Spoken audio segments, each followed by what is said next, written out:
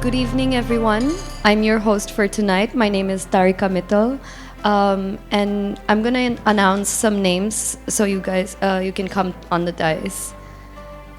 The first one is Professor Krengsak, former Member of Parliament, Chief Guest.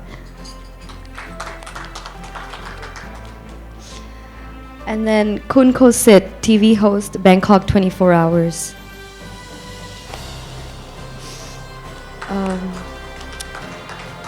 Mr. Ravi Sehgal, President, India Thai Chamber of Commerce. Mr. Ravi Saini, IAS and UN RTD. Dato Satish Sehgal, President, India Thai Business Association. Dr. Satya Ramani, CMD Murli Krishna Pharma Limited. And then K. Vijay Singh, Secretary General. So welcome to the Global Entrepreneurs Association and IDRA Global. IDRA Global for the past many years has been involved in the study, growth, and analysis of the Indian economy and the international economies. IDRA Global and Global Entrepreneurs Association is promoting and assisting individuals and organizations internationally in their respective fields, and thereby promoting India's national economic and social development. India is progressing at a fast pace, and the economy is achieving world standards. The country is a world leader in areas such as information technology, agricultural production, steel production, textiles, and ready-made garments, diamond and jewelry exports, and some other fields. The government of India is introducing extensive economic reforms as per international trade requirements. The Niti Aayog has selected certain areas where immediate development is required. This is being monitored personally by the Prime Minister. As a result, there is extensive economic activity and development taking place in the country. IDRA Global and GEA is constantly examining and analyzing the economic activities taking place in the country and internationally. IDRA Global and GEA surveys various sectors of the economy to watch their performance and developments. By so doing, the IDRA Global and GEA attempts to assist and analyze various sectors of the economy so that the pace of development is maintained. India-Thailand economic and commercial relations. Thailand is the second largest economy in the Association of Southeast Asian Nations, which is the ASEAN group, and the Greater Mekong sub-region. It is an upper middle income country with a gross domestic product of US $504.9 billion in 2018. India's economic and commercial relations with Thailand are rooted in history, age-old socio-cultural interactions, and extensive people-to-people contacts. India and Thailand are now celebrating 75 years of diplomatic relations in 2022.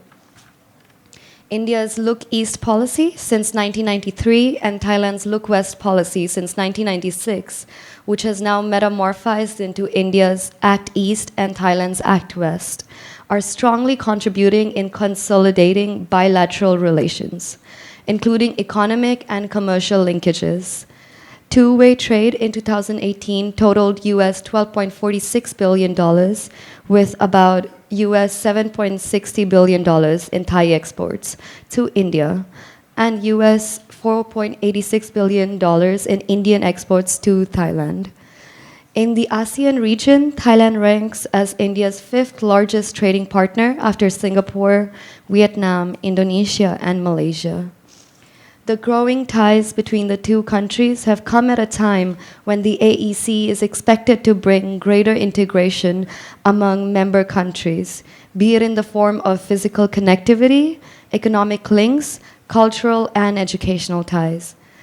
The fast-growing Indian market remains attractive for Thai investors given the vast opportunities available in infrastructure sector. Tourism and retail industries.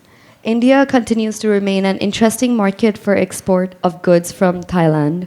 Currently, Thai goods have benefited from tax reduction under ASEAN-India FTA in goods, which came into effect from the 1st of January 2010 and resulted to the flow of more goods into Indian market. An early harvest scheme covering 82 products, now 83, under the proposed India-Thailand FTA is in place since September 2004 has already resulted in phenomenal growth in our bilateral trade. Investment from Thailand and India has increased in the recent years. Thai investments are mainly in infrastructure, real estate, food processing sectors, chemicals, hotel, and hospitality sector. Thank you. So I'd like to welcome Mr. Vinod Sachdev, the senior member of Dev Mandir and Hindu Samaj Bangkok, to give a speech for us. Distinguished guests, ladies and gentlemen, सबसे पहले तो मैं बता दूं कि मैं यहाँ पर कोई स्पीच देने नहीं आया. कुछ बातें हैं जो मिलजुल के हम करेंगे, कुछ विचार हैं जो हम साझा करेंगे. मैं हमेशा इस बात का गर्व करता हूँ कि मैं एक भारत से आया हुआ, थाईलैंड में पैदा हुआ, मगर एक हिंदुस्तानी हूँ, इसलिए मैं हिंदी में बोलना पसंद करता हूँ. अंग्रेज़ी अपनी जगह है, मगर मैं आपको ये भी बता दूं कि मैं अपना परिचय आपको थोड़ा सा दे दूं, स्वयं ही दे दूं थोड़े शब्दों में. जो यहाँ पर बैठे हैं secretary general mister Vijay Singh, he is my school mate, he is my classmate. We both studied in Bishop Cotton school Shimla. Shimla में पढ़ते हुए मैं हिंदी कैसे सीखा, मैं हमेशा जब भी बोलता हूँ मैं ये कहता हूँ, जब भी मैं हिंदी बोलता हूँ मुझे अपनी माँ याद आ जाती है. जब भी मैं छुट्टियों में आता था, थाई तो बोलते हैं बेटे आप बोल लोगे, सीख लोगे अपने दोस्तों के साथ, इंग्लिश स्कूल से सीख लोगे, हिंदी कौन सिखाएगा. तो मेरी माँ मुझे हिंदी सिखाती थी. तो आज जो कुछ भी हूँ, थोड़ा बहुत जो मैं बोल लेता हूँ, वो अपनी माँ की सिखाई हुई हिंदी के कारण हूँ. हमेशा मैं उनको याद करता हूँ. इसलिए आज हम सब जो यहाँ पर आए हैं, एक बड़ा ही एक नेक कार्य है. जो अवॉर्डीज हैं यहाँ पर जो लोग हैं, मैं खाली ये कहना चाहता हूँ कि 75 वर्ष हो गए देश की आज़ादी को, और यहाँ पर लिखा हुआ है महोत्सव. और यकीन कीजिए, मेरा अपना विश्वास है कि जो कुछ भी हो जाए, जितने भी लोग हों, जो कुछ भी त्यौहार आए, आज़ादी से बढ़कर और कोई नहीं है. आज़ादी से बढ़कर और कोई महोत्सव हो ही नहीं सकता, क्योंकि आज़ादी है तो धर्म है, आज़ादी है तो हम हैं. आज़ादी के ऊपर ही सब कुछ है. और मेरा ये सौभाग्य रहा है हमेशा कि मैं बड़ी छोटी आयु में ही देव मंदिर के साथ जुड़ गया था. देव मंदिर यहाँ पर एक मंदिर है जो हमारे बुजुर्गों ने बनाया. कहा जाता है कि खाली हाथ आए थे जी वो लोग. खाली हाथ नहीं आए थे. खाली हाथ कोई नहीं जाता. विशेषकर जो भारतीय हैं, जब भी भारत से बाहर जाते हैं तो खाली हाथ नहीं जाते. हर एक आदमी अपने देश की संस्कृति लेके जाता है, अपने धर्म लेके जाता है, अपनी परंपरा लेके जाता है. खाली हाथ कोई नहीं जाता. वो कहते हैं ना, मुट्ठी में कुछ सपने लेकर भरकर जेबों में आशाएं. मुट्ठी में कुछ सपने लेकर भरकर जेबों में आशाएं, दिल का है अरमान यही कुछ कर जाएं, कुछ कर जाएं. यही तो किया उन्होंने. आज उनका किया हुआ ही हमारे सामने. और आप लोगों को ये सुन के बड़ी खुशी होगी कि ये जो होटल है, रेम्ब्रेंट होटल, जहाँ हम सब इस समय बैठे हुए हैं, इसके मालिक भी एक भारतीय हैं और हमारे साथ हिंदू समाज में वर्षों उन्होंने काम किया. मैं ये 75 वर्ष हो गए, तो सबसे पहले जितने भी यहाँ पर आए हुए हैं सबको बधाई देता हूँ कि आज़ादी के 75 वर्ष हमारे परिपूर्ण हुए. तो मुझे कुछ पंक्तियाँ याद आ गई जो बचपन में मैं बोलता था. स्वर्गीय माखनलाल चतुर्वेदी जी, उन्होंने एक पंक्तियाँ लिखी थी. आप कल्पना कीजिए, 28 जनवरी 1922 को 100 वर्ष से ऊपर हो गए और उनकी पंक्तियाँ, उनके शब्द अभी भी जीवित हैं. ये कितने कमाल की बात है कि लिखने वाले चले जाते हैं मगर शब्दों की विरासत छोड़ जाते हैं. शब्द कहीं नहीं जाते, शब्द हमेशा जीवित रहते हैं. पुष्प की अभिलाषा बचपन में आपने सुनी होगी. चाह नहीं मैं सुरबाला के गहनों में गूथा जाऊं, चाह नहीं प्रेमी माला को बिन प्यारी को सुलझाऊं, और चाह नहीं सम्राटों के शव पर हे हरि डाला जाऊं, चाह नहीं देवों के सिर पर चढ़ूं भाग्य पर उठलाऊं। मुझे तोड़ लेना वनमाली और उस पथ पर तुम देना फेंक, मातृभूमि पर शीश चढ़ाने जिस पर जावे वीर अनेक। ये उन लोगों की लिखी हुई कविता है और ये शब्द हैं, और मेरे समझते ये थाईलैंड और भारत ये केवल दो देश नहीं हैं। मैं हमेशा देखता हूँ कि भारत थाईलैंड के लिए हमेशा एक बड़े भाई की तरह रहा है। थाईलैंड हमारा वो देश है जो शुरू से ही, अब से नहीं है, आप शुरू से ही देख लीजिए यहाँ के मंदिर। लोग कहते हैं कि थाईलैंड, मैं तो कहता हूँ कि ये थाईलैंड जो है land of temples, land of smiles. Thailand को क्या कुछ नहीं कहा जाता। और जो भारत के प्रतीक हैं, जो भारत की संस्कृति है, अगर भारत से बाहर कोई देश है तो वो थाईलैंड है। थाईलैंड से बढ़कर और कोई देश नहीं है। थाईलैंड में आप देख लीजिए, यहाँ पर ऐसे ऐसे मंदिर हैं जो इस समय विश्व की धरोहर हैं। सबसे पहले गोल्डन बुद्धा। मैं आपको वैसे ये मैंने आपको पहले भी कहा कि मैं आपके सामने जो खड़ा हूँ, मैं आप समझ लीजिए कि आज के लिए मैं आपका गाइड हूँ। मतलब आपको मैं थाईलैंड का भ्रमण कराऊंगा शब्दों में जो मेरे पास हैं। गोल्डन बुद्धा, गोल्डन बुद्धा में आप कल्पना कीजिए, यहाँ पर एक महात्मा बुद्ध जी की प्रतिमा है, 5.5 टन, 5,500 किलो। और ये नहीं कि भारी परत सोने की है, सारे का सारा सॉलिड गोल्ड। ये एक विरासत है कि नहीं? आजकल जो गोल्ड का रेट चल रहा है, आप अंदाज़ा लगा लीजिए कितनी कीमत होगी। और फिर उसके बाद स्लीपिंग बुद्धा, और स्लीपिंग बुद्धा के बाद एमरल्ड बुद्धा। एमरल्ड बुद्धा तो लाजवाब है। एमरल्ड में एक ही पीस में महात्मा बुद्ध जी की मूर्ति, और वो सोने के वस्त्र उसको पहनाए हुए हैं। तो यहाँ के राजा वो वस्त्र जो है 6 महीने के बाद उसको बदलते हैं। एमरल्ड बुद्धा में एक और बात है जो सबसे सबसे सबसे देखने वाली, जो लोग वहाँ पर गए हैं उन्होंने देखा होगा, वहाँ की दीवारों पर रामायण, आप अंदाज़ा लगाइए। और मैं जो समय आपको बताऊंगा आप हैरान हो जाएंगे। वहाँ की दीवारों पर रामायण सन 1738, कितने वर्ष हो गए? 200 से ऊपर वर्ष हो गए। तो आप देख लीजिए थाईलैंड के साथ हमारा कितना लंबा चौड़ा नाता रहा है। रामायण वो भी 178 पैनल है वहाँ पर। आप यूँ समझ लीजिए कि लगभग 2 किलोमीटर रामायण की चित्रकारी हुई है। और रामायण बोलते हैं उसको थाई में, और उसका हिंदी में अनुवाद करेंगे तो बता भगवान राम की कीर्ति। और खाली ये यहाँ के खाली ये लोग नहीं, राज परिवार भी देख लीजिए। भारत का तो राज परिवार पर भी बहुत प्रभाव रहा है। यहाँ के राजा वो अपने आप को भगवान राम का वंशज कहते हैं। आप देख लीजिए उनका जो नाम है रामा द निंग शुरू होके अभी रामा द 10th चल रहे हैं। और रामा जो 9th थे, जो लोग थाईलैंड में रहते हैं उन्होंने देखा होगा कि रामा जो 9th थे वो एक देवता स्वरूप थे। इतनी उनको ईश्वर समझ के, वैसे भी जो यहाँ के लोग हैं वो अपने राजा को भगवान विष्णु को वंशज कहते हैं। और वो जो हमारी ये खुश नसीबी रही है, जो हमारा मंदिर है श्री देव मंदिर, जो 9वें राजा थे जिनको देवता मानते थे, उन्हीं के कर्मों द्वारा हमारे जो मंदिर का उद्घाटन किया गया। ये हमारे लिए सचमुच बड़े सौभाग्य की बात है। और बाकी रही थाईलैंड में जो भारतीय हैं, भारतीयों का जो काम है यहाँ पर इतना नेक रहा है। वैसे भी भारतीय जो हर जगह जाते हैं, हर एक आदमी अपने आप थोड़ी थोड़े विचार, थोड़ी थोड़ी विरासत लेके जाता है। मैं तो यही हमेशा कहता हूँ कि विश्व में हर भारतीय की बस यही पहचान हो, विश्व में हर भारतीय की बस यही पहचान हो, उनके हृदय में बसा एक छोटा सा हिंदुस्तान हो। हिंदुस्तान वो हमारे साथ हमेशा दिल बन के धड़कता रहे। हम जहाँ भी चले जाएं, जहाँ भी रह जाएं, भारत एक छाप लगी हुई है हमारे साथ। और थाईलैंड और भारत का आपस में जो नाता है वो बड़ा ही गहरा है।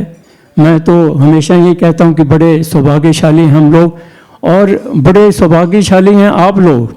और जो अवार्डीज हैं, मैं आपको यकीन दिलाता हूं कि आप जब भी आप अकेले में बैठेंगे, जब भी आप याद करेंगे और ये इस लैंड ऑफ स्माइल्स को देख के आपके चेहरे पर भी स्वाभाविक एक अच्छी सी मुस्कुराहट आ जाएगी। मैं पहले भी मैंने कहा कि मैं कोई स्पीच देने नहीं आया।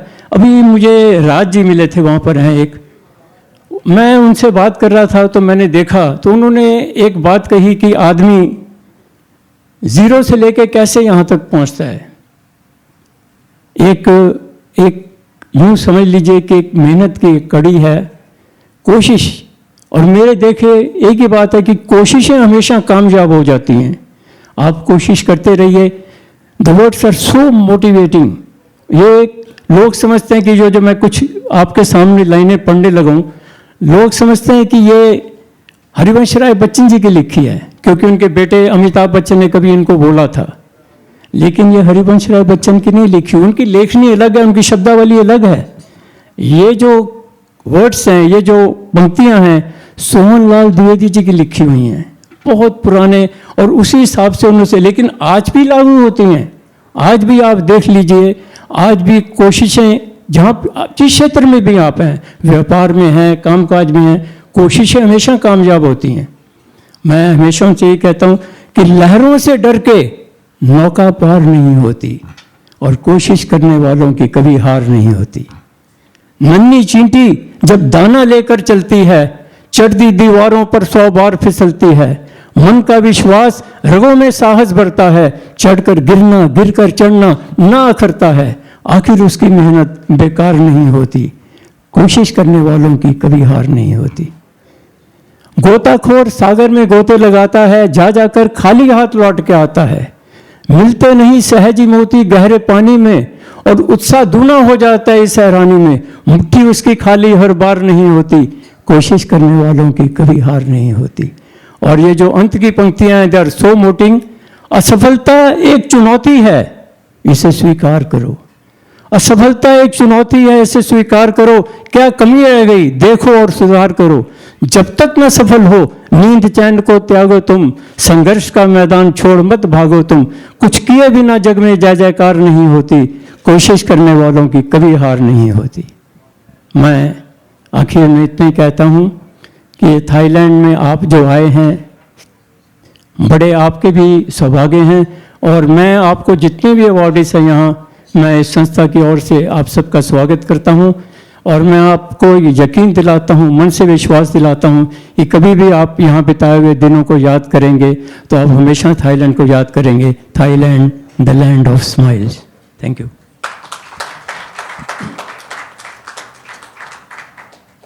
Thank you so much. Now I'd like to welcome Mr. Ravi Sehgal, the President of Indian Thai Chamber of Commerce. Sawasdee krab tukท่าน I think so I have to use Thai and English. We have a lot of Thais over here and foreigners, so Sawasdee krab and good evening. Brand is just a perception, and perception will match reality over time. Elon Musk. Dr. Krieng Sak, Charan Wong Sak, Sawasdee krab. Dignities on the dais, distinguished delegates, ladies and gentlemen.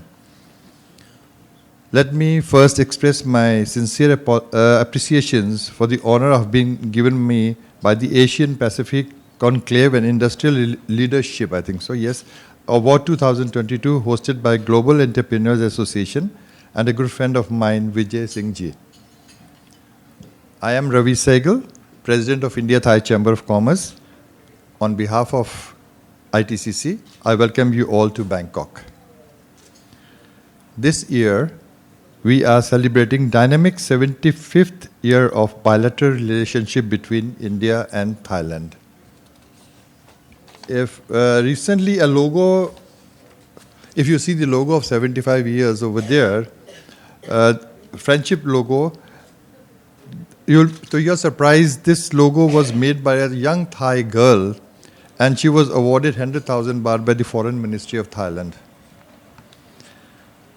Indian commercial and cultural relationship with Thailand is deep-rooted in history. In financial year 2021-22, our bilateral trade increased to $16 billion, predicted to reach $20 billion in very near future. In a recent address by Commerce Minister of India, Honorable Piyush Goyal, called for increase in Indian share in global trade to 10%, which will take countries' share to export in GDP to about 20%. Definitely a very ambitious target.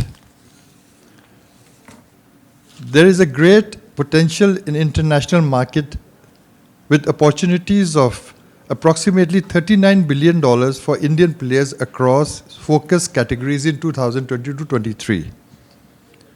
Now question is, can Indian brands become global? Indian brands can truly make name by simply focusing on improving their goods, operations and organizational ability. Guru Mantra in thinking is think global and act local. Any firm which wants to be involved in global trade needs to maintain international standards and focus on need and demand of the global community. Example is major MNCs which is functioning in India's the way they focus on need of Indian taste and preferences while maintaining the business standards and core product values of their home country. Discipline is the pride of Western industries. Work culture in Asia is not to the standard, and often developing nations get a bad name for easy-going attitude. Quality and hygiene standards needs to be raised in India within the organization and national level also. A good way for opportunities for Indian brands is to partner with reputable brands in host countries. Trust is another factor plays a big role. Trust can be built and maintained by small actions over the time. My suggestion, be creditable, be relevant, be unique. With this, I would like to wish the organizers a great success for this event, and we look forward to support you again whenever you are here. Thank you. Thank you so much, Mr. Ravi Sehgal. Now I'd like to welcome Mr. Ravi Saini, IAS and UN retired. Let me start by complimenting Mr. Vinod Sachdeva for his introduction. Very knowledgeable. And he mentioned that he and Vijay Singh come from the same school. I want to add that I too come from the same school. Bishop Cotton School, Shimla.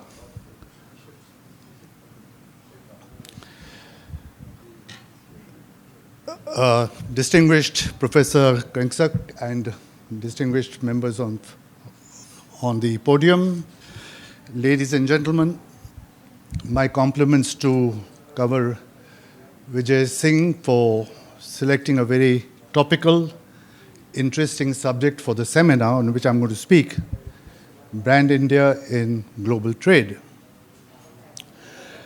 Given the limitation of time, I will give my perspective in broad contours, touching on the aspects of what really is Brand India. What do we understand by this? What is its rationale, and what are the prospects for this? Brand India is a campaign or umbrella campaign that was launched by the Government of India to create better awareness and to generate more interest among the countries across the world in trading with India, in doing business with India. It projects India as a land of opportunity, both for trade in goods and services, and also as a destination for investments. Hence, you have this campaign of Make in India, asking countries to come and make in India. The rationale of such a campaign, perhaps one should look at it from a global perspective, or historical perspective, especially as we are celebrating the Azadi Ka Amrit Mahotsav, 75 years of India's independence. Also, 75 years of India's economic relations with Thailand, or diplomatic relations with Thailand. Up to the 19th century, the Indian subcontinent was the largest economy in the world. It commanded about more than 20% of the world trade. When the British came to India, they exploited the Indian economy. They exported Indian raw materials, primary commodities for their industry in Britain. So by the time the British left, India's share in the world trade had been reduced from more than 20% to just 4%. And now at present, India's share in the world trade is just 2%. So against this very dismal historical background, today India is a different country poised to be one of the dynamic trading partners in the world. It's a country with 1.37 billion people.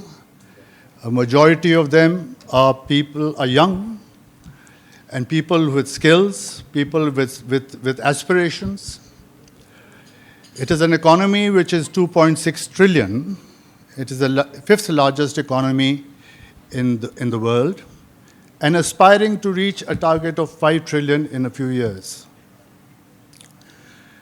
And very importantly, India's exports, the profile of India's exports, has transformed from a country that exported raw materials or agriculture products to a country which is now exporting technology-based, value-added products and services.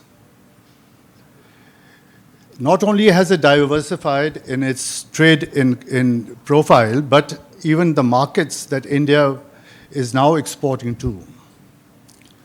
The traditional markets were the USA and UK, but today India's markets are far more diversified. It is exporting to the Middle East. Saudi Arabia and UAE are important trading partners. In the East, India is trading with China, with Australia, and with the Southeast Asian countries. Let me take China as an example. When I was in the Commerce Ministry many years ago, we signed the first trade protocol, government-to-government trade protocol with China on the 15th of August, 1985. And that trade protocol was aimed to increasing two-way trade to $1 billion in 2 years. Now, India's trade with China is expected to surpass $100 billion. Southeast Asia, again, as was mentioned in the introduction, so India is now acting east, and Southeast Asian countries, Thailand in particular, are acting west. And this reminds me the time when we created BIMSTEC. I was then in the United Nations, and I felt that a community around the Bay of Bengal could become mutually beneficial for all the littoral states. And then I had invited all the littoral states, and Thailand was the first to respond. And we started from there, and I visualized an organization that could promote trade between India and the Southeast Asian countries, or South Asian countries and the ASEAN countries. And hence came BIMSTEC. BIMSTEC today is one of the important architectures within the region. And you also have the Mekong-Ganga agreement, which again is aimed towards creating more trade opportunities between these countries. Another a very important step that was taken by the government of India was in 2003, when they created the India Brand Equity Foundation. It is a partnership with the private sector, and it is aimed to promoting Indian exports and to create better awareness of made in India. So in this background, one can see that the prospects for Brand India look bright. Of course, there is now the fear of, we've had a difficult last 2 years or so with the COVID pandemic across the world, and also the present war in Ukraine. Pre-COVID period was a period when globalization was gaining strength. The forces of globalization were intensifying, and countries were mutually benefiting from this process. But also importantly, the Asia-Pacific region was considered to be the dynamic region in the world which could stimulate growth in international trade. We had consistently rates of growth in intra-regional trade in Asia-Pacific, which were far greater than the global averages. So Asia was expected to play a great role in stimulating global trade. We've now seen that those who feared that globalization forces will weaken with the onset of COVID, those fears were premature. Today, there's a surge in global trade. Global trade is almost reaching the level it was before COVID. And it is now assessed that the impact of this global pandemic is going to be far less than what was the effect of the economic crisis in 2008, 2009 on globalization and on global trade. In the midst of this, India is, in the World Bank assessments, India is one of the fastest growing economies. Already there's evidence of a surge in exports of Indian engineering goods. Exports have reached, in the year 2020 to 2022, the increase in exports of engineering goods was as much as 46%. This is unprecedented, and also the inflow of foreign investments, foreign direct investments into India, have been substantial, unprecedented. So these twin objectives of expanding trade and increasing investments, which is the objectives of Brand India, are actually in the process of being realized very fruitfully. So on this very positive note, let me conclude by wishing all those who are gathered here and being given awards. This is a recognition of your great performance, but also I hope these awards will be an incentive for you and motivate you to even achieve greater heights in your businesses. I wish you all the best of luck. Thank you.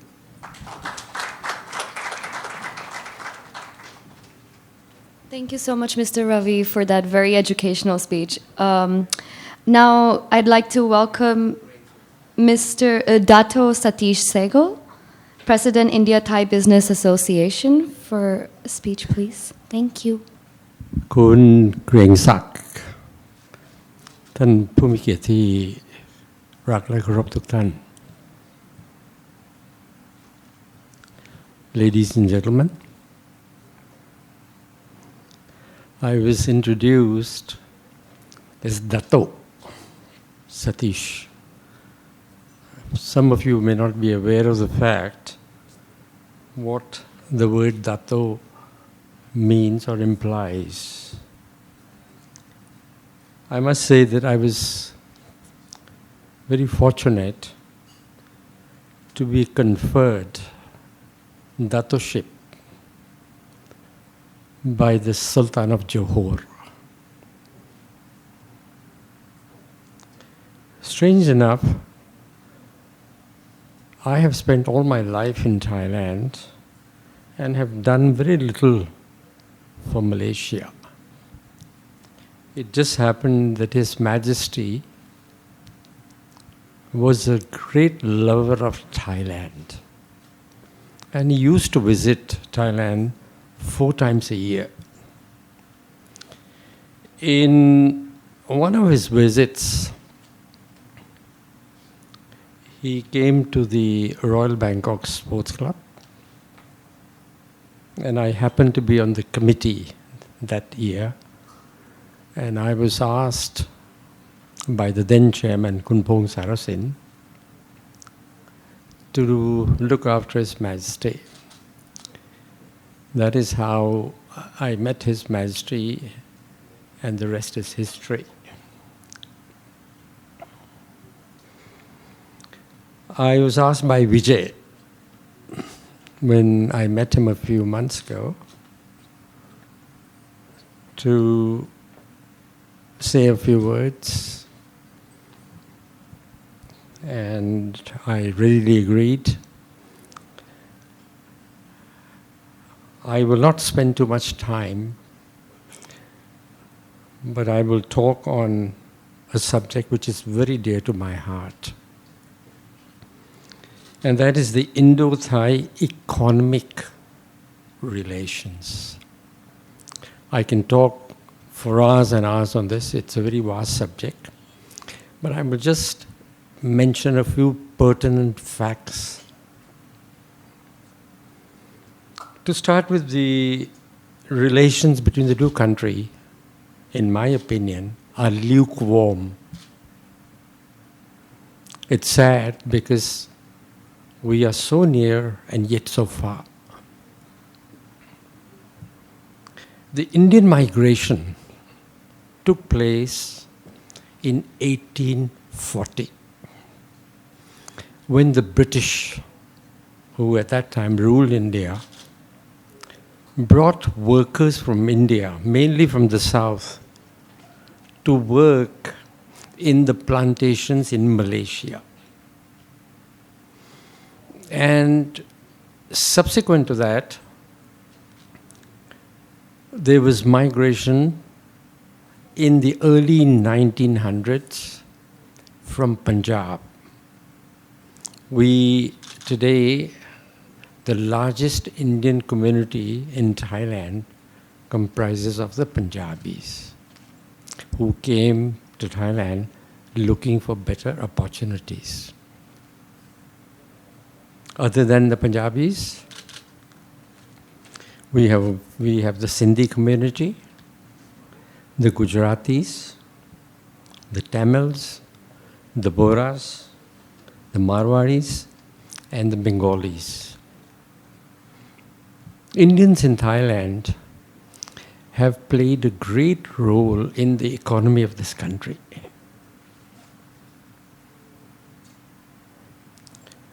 By and large, Indians have played not only a great role in the economy of this country,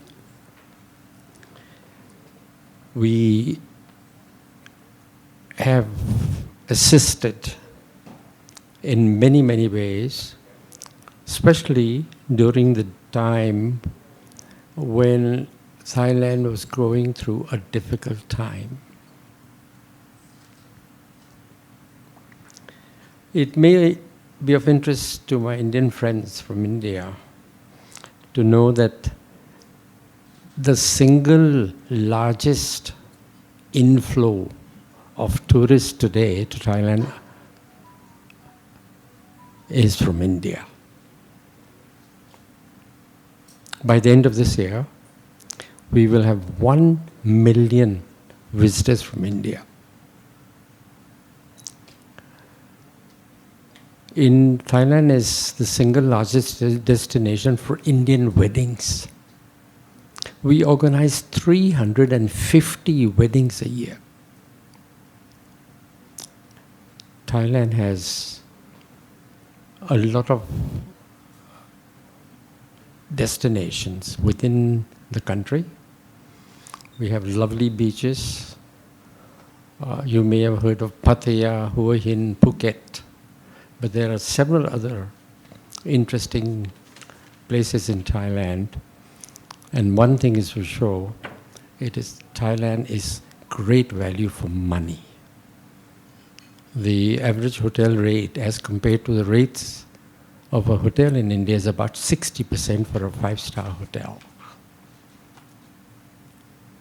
There is something for every member of the family.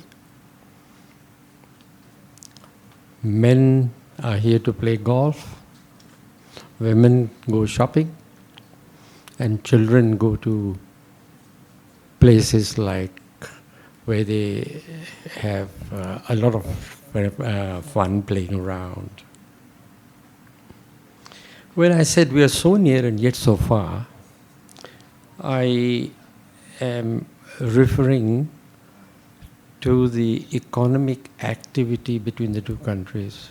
Sadly enough, the level of trade between the two countries is very, very low.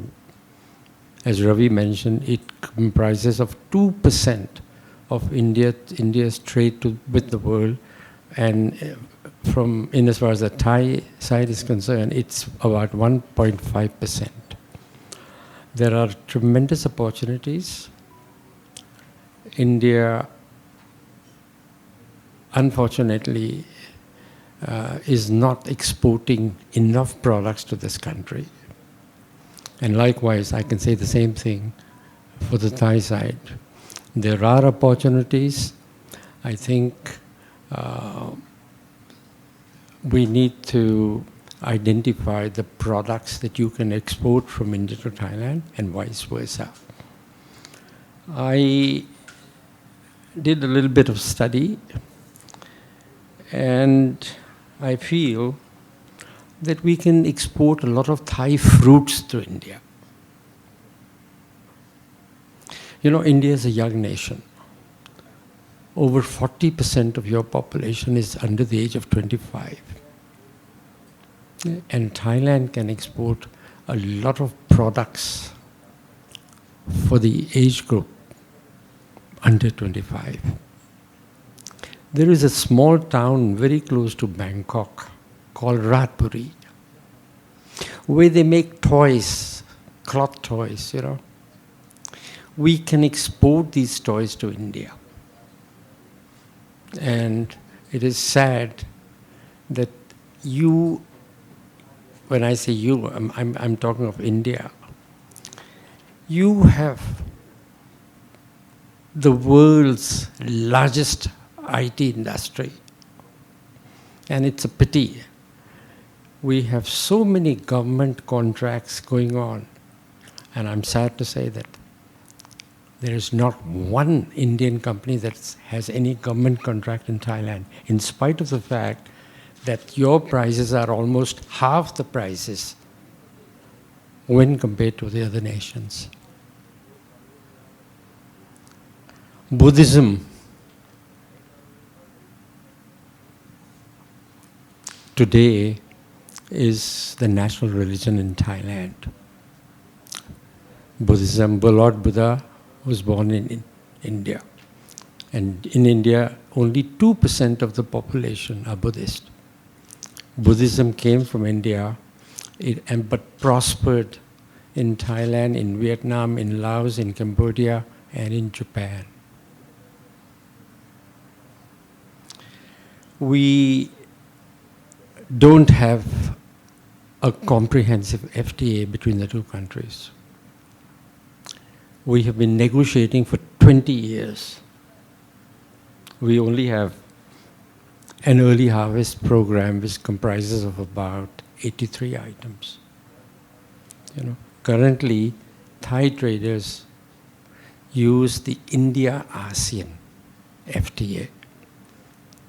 I have been advisor to several ministers of commerce in Thailand.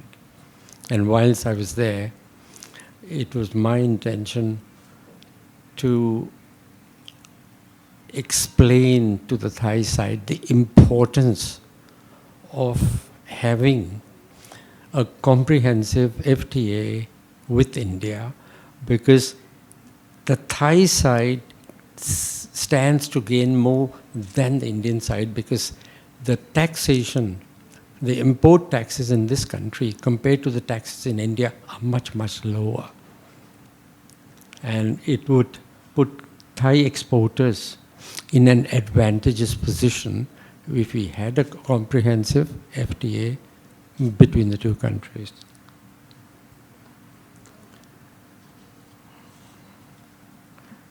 A little bit about the Indian presence in Thailand. Whilst we have been here for over 100 years, the sad part is that for over 70 years, there was no integration, assimilation with the Thai community. There could be several reasons for it. In view of the fact that I don't have enough time, I will not go into the details. But I would like to see integration, more assimilation between the Indians and the Thais. I did a little bit of study and found out that it was only during the last 30 years that Indian parents who in the past were reluctant changed their minds, and we saw about 30 years ago young Indian men marrying Thai women and vice versa. And I think that integration changed the perception a lot of Thais about the Indians. Today, we have Indians in almost all commercial activity in Thailand. We have Indians working in the government. We have an Indian who was the president of the Supreme Court. We have Indians, in fact, we are beginning to get Indians interested in Thai politics.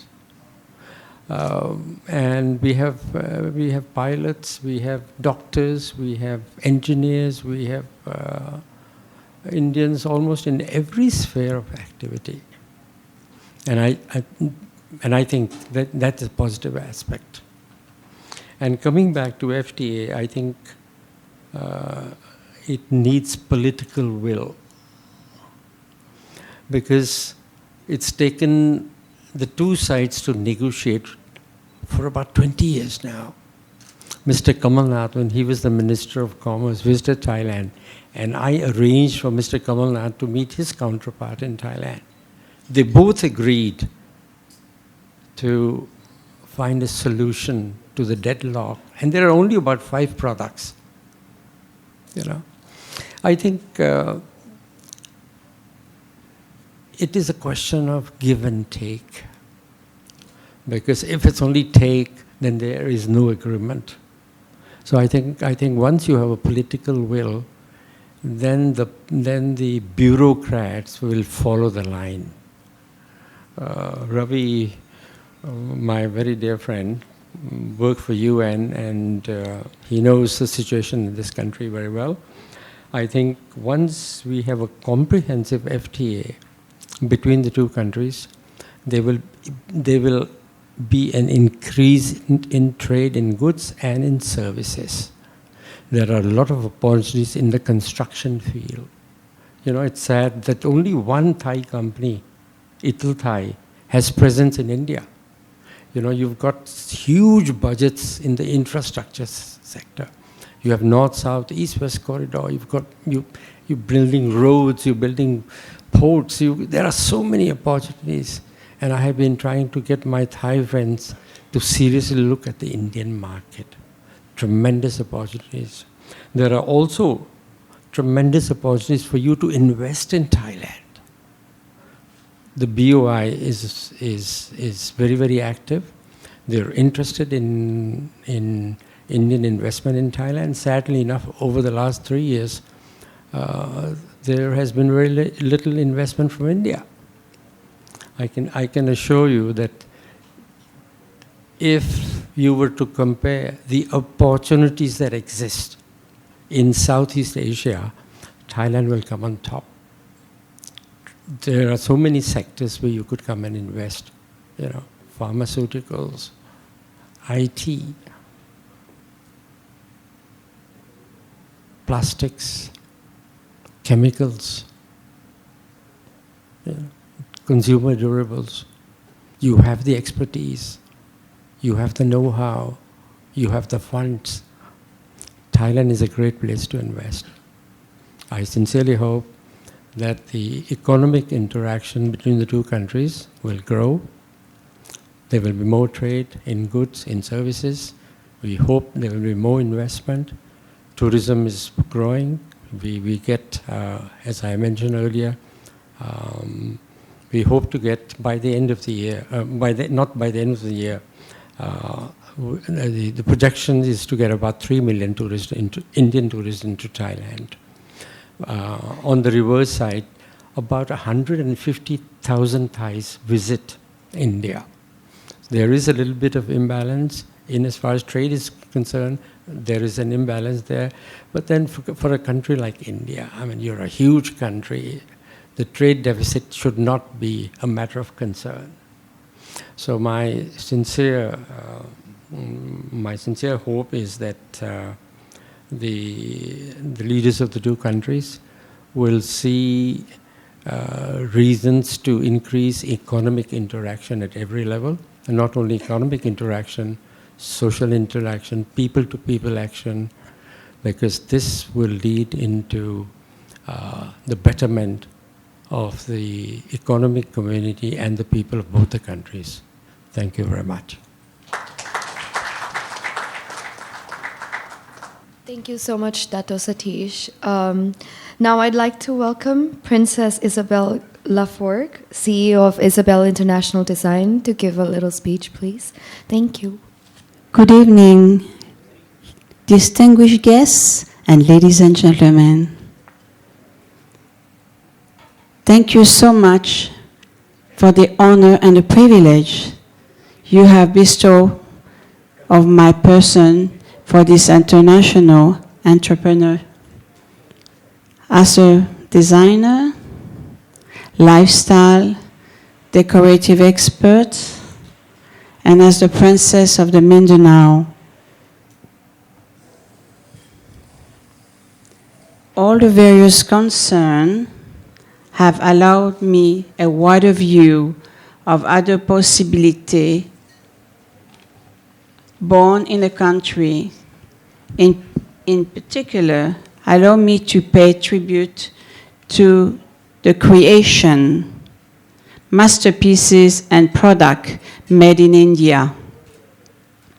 In this modern time, when people of the world depend on one another, especially in the purchase of goods and the use of services that are the world class, it looks durability and design, brand India stand out for beauty, credibility, usefulness, expertise, reliability, and competitiveness in the price. All these various factors contribute to making brand India special, reliable, and noteworthy. I say all this from exposure not only to products made in India, but to Indian people whose culture goes a long way back to ancient time. A product that is made in India has withstood the test of time, even it has been designed to suit the requirement of a modern time.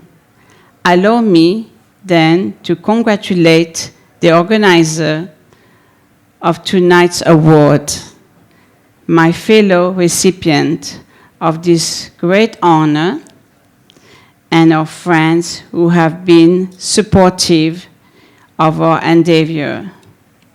The journey of an enterprise is a long, but its destination is always the creation of the best product of which humanity can be proud.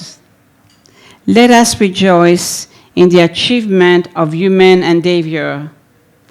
And as we continue to respond to the challenges of the time, let us bear in mind that the future is in those who make use of their talent and resources.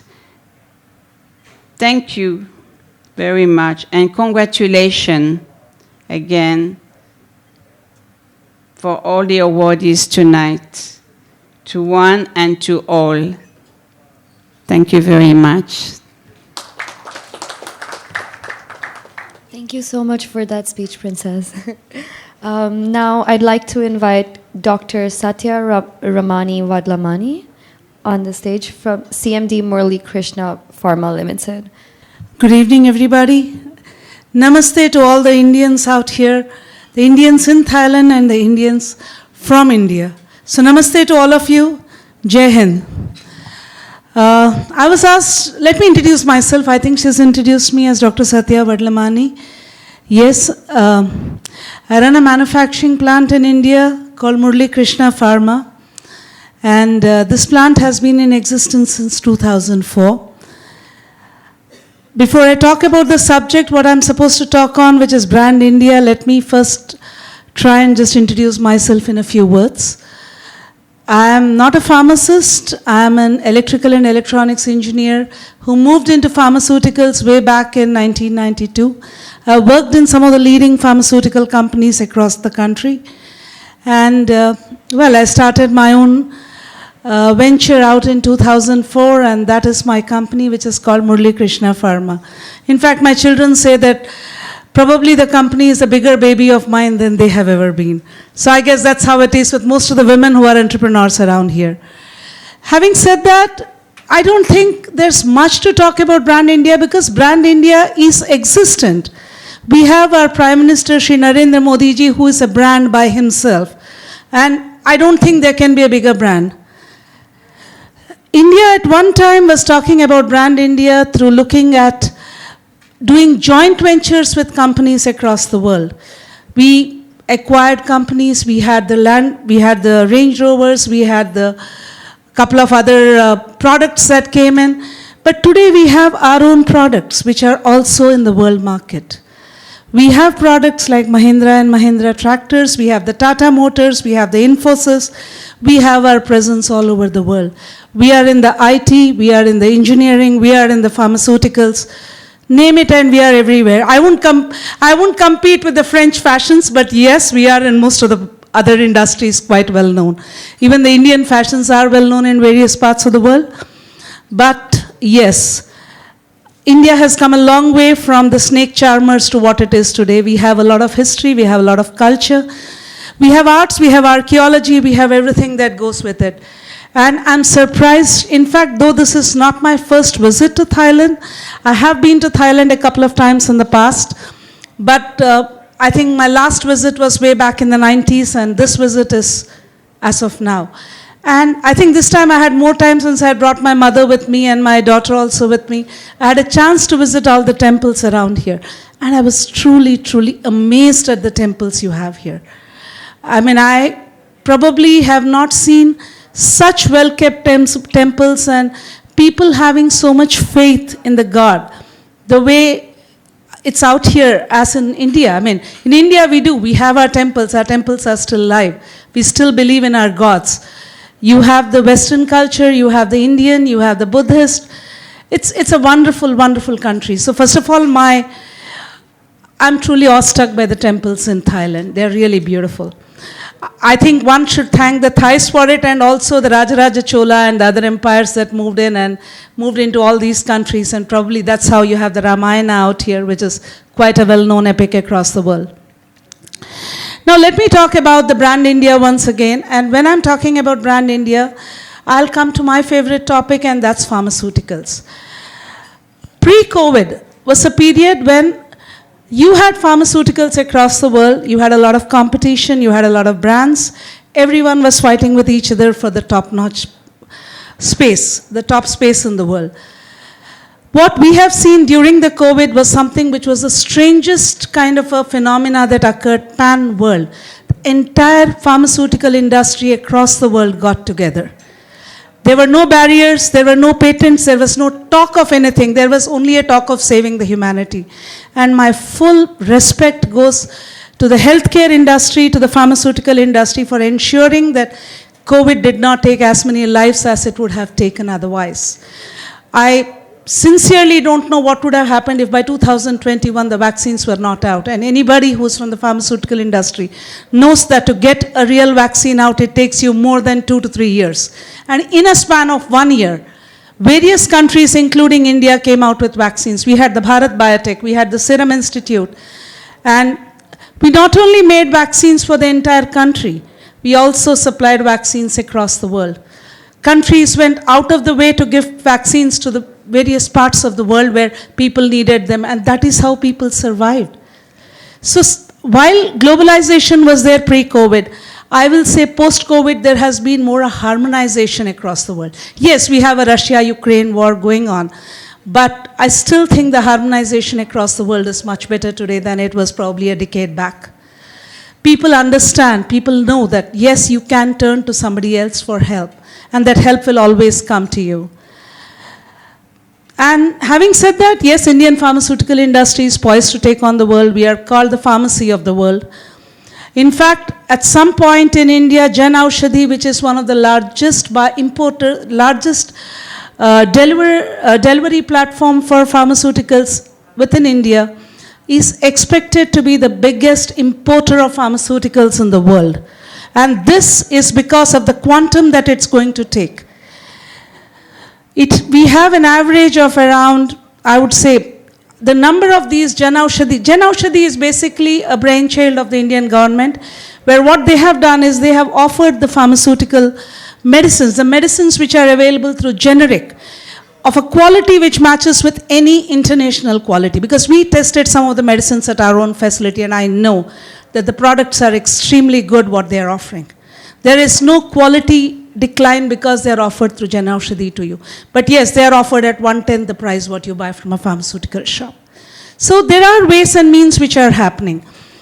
Now, as a company, what we could do, we are still a very small company. I won't say we are very big. We are very strong on innovation.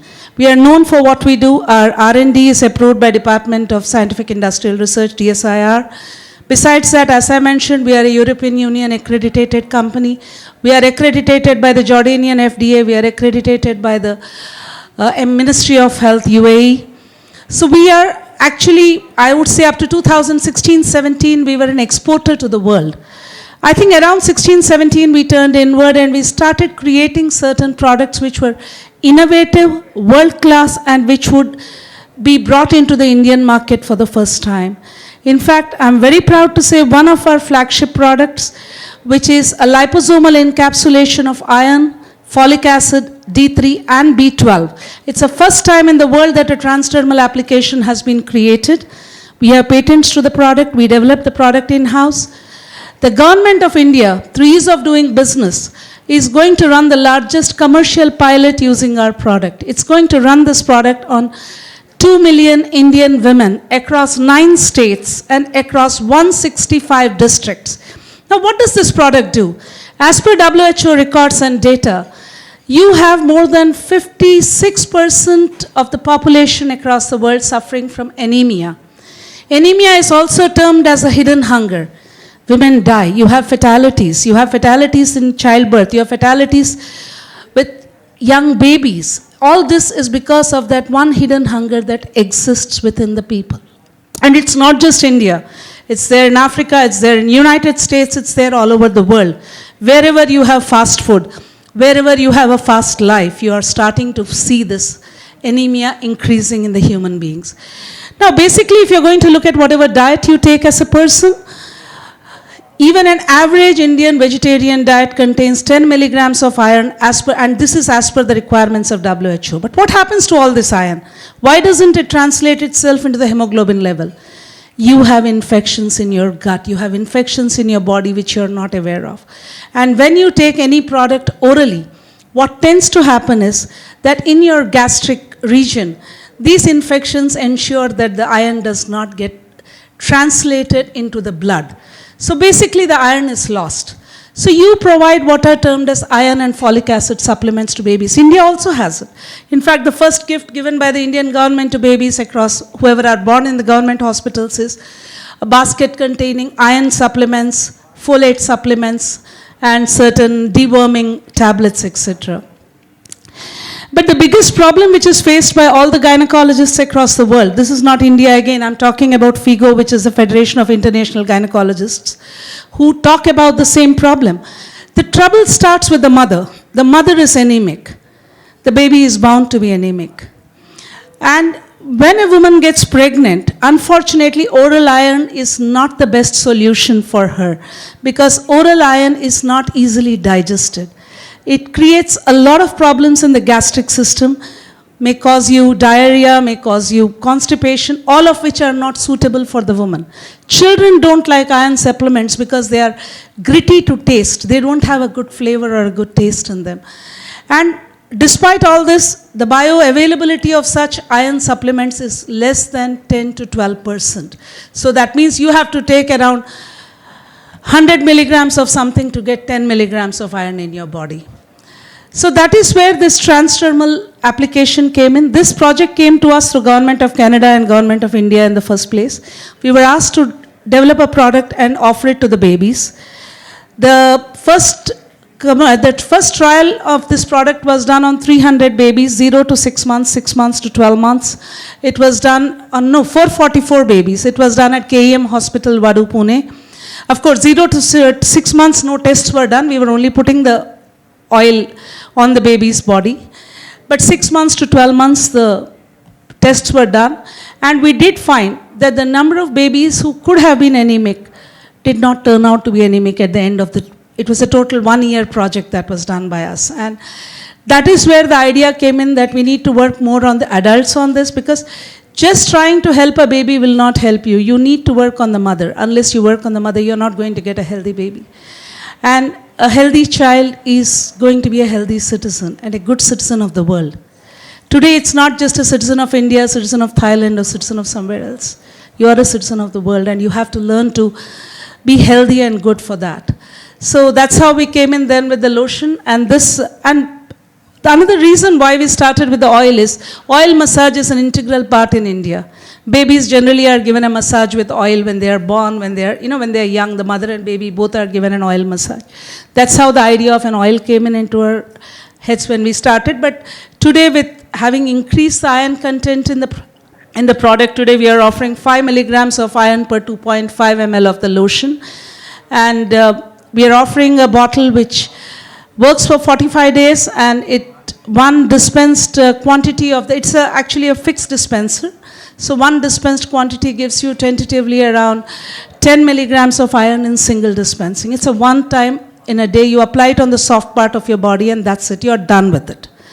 So this is expected to bring up the hemoglobin levels by 1 unit within a span of 45 days. So we hope that the project will be successful and it will work. And if it works, it's again brand India, brand innovation going pan world, but starting with India. So something which we worked on. My thing here is that Indians are an innovative set of people. We know what we do. And we are intelligent. I don't mean rest are not, everybody is. But Indians have something that they termed as jugaad. Do things in less money and do something good. So जुगाड़ एक ऐसा, I'll just shift to Hindi for 2 minutes. जुगाड़ एक ऐसा शब्द है जो हिंदुस्तान में पैदा हुआ था और हिंदुस्तान के साथ ही चलेगा. How to make the best out of nothing, or probably if I put it in the Western language, how to convert hay into gold. So we are good at that. So we do it. We are storytellers. We know how to do our things. We are good. We think hard. We try to give something. We probably sell dreams, and we also believe in our own dreams. So few things we do. We make mistakes. I don't say Indians don't make mistakes. I do agree with Mr. Ravi Sehgal, who said India has to learn to discipline itself. Well, all I can tell is, yes, we do, but we are also walking that way. And I see India shining bright in the near future, and maybe we're already shining bright, but I think we'll shine brighter. We have the capabilities, we have the intelligence, and today we are getting a lot of people returning back to India from wherever they are in the world. I'm a prodigy from IIT Bombay. I didn't do my engineering in IIT Bombay, but yes, my late father was an emeritus professor with IIT Bombay. I grew up in the IIT campus, so I have seen the amount of brain drain that occurs from IIT Bombay to the rest of the world. I did my engineering in Andhra Pradesh, but I'm just trying to say, so I'm now seeing those people coming back to India. I have seen a lot of them come back when we had the first government of Mr. Narendra Modi ji in 2014. He brought back a lot of expats to India to help Indians understand, discipline, innovate. The brains were always there. It was only a direction that was missing, and probably that direction is what we have today, and we know which way we are going to go. I'll end this whole thing in a few words, and those words are of not my making, they were by Robert Frost. The woods are lovely, dark and deep, but I have miles to go before I sleep, and miles to go before I sleep. Thank you very much. Namaste. Jai Hind. Thank you so much, Dr. Satya. Now I'd like to welcome Kun Kosit, TV host, Bangkok 24 Hours. Thank you. Good evening for everybody. Before Kun Vinod invite me as a TV host from Bangkok 24 Hours, and I speak Thai and Vinod will translate in Hindi. But I think to save your time for dinner, I try to speak English for you. It's okay? If some word you not understand, you raise up your hand because my English not so good. I try my best to save your time for dinner. Is that okay? Okay, good. I just like to update Kun Vinod. The TV host, I did that 2 years ago before COVID-19. After COVID-19, I stopped that program because my TV program had to go to all the community in Bangkok, so that they're not allowed that because of COVID. Okay, so that I changed my job to be advisor to Minister of Justice and also advisor to Agriculture and Cooperative Ministry. So, but today I don't talk with you about laws, no at all, and not agriculture because I think Kun Lavi from in the Chamber of Commerce give you a point of view of the commerce and trading, and so many delegates on the table give you all a lot of information about the that's I said normal business. I like to talk with you as my background because I also was a board of trade of Thailand too, and I'm the chairman of the Association of Trade of Entertainment and Communication. My background is from media. I'm very familiar with India.